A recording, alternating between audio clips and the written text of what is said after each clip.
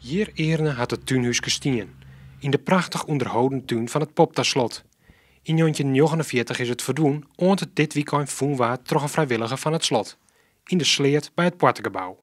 Hoe kwam ze nou op het idee om hier in de sleert op ziek te gaan naar resten? Ja, nou, ik loop hier al wat jaren rond. En elke zomer als de sloot droog ligt, dan komen die stenen naar boven.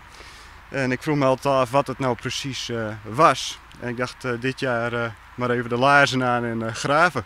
Slotbewaarder Bert Prins is zelfs net thuis als er het bericht krijgt dat er wat voen is. Hij had dan ook net voor ten dadelijks in de gaten dat het om een wichtige vindst gaat. Nee, wij wisten net wat het wie. Ik wie er ik net bij, want ik wie het weekend voort. En ik kreeg wel via de sms berichten dat ze dus het spul bij elkaar te lezen hier op het slotplein. En hij ik nog een foto stuurd en toen dacht ik van ja, wat is het voor rotzooi, wat stelt dit voor?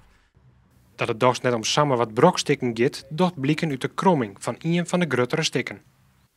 En toen zeer ik die segmenten eigenlijk die boogvorm en toen dacht ik van eigenlijk voor de dadelijk wel dit koer wel eens het fundament van het tuinhuis geweest.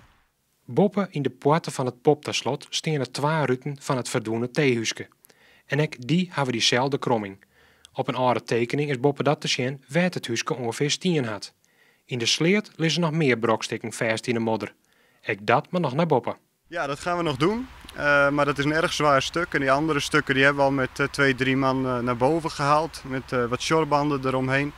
Maar voor deze zijn wat meer mannen nodig. Nevens de slotbewaarder is het een wichtige vindst.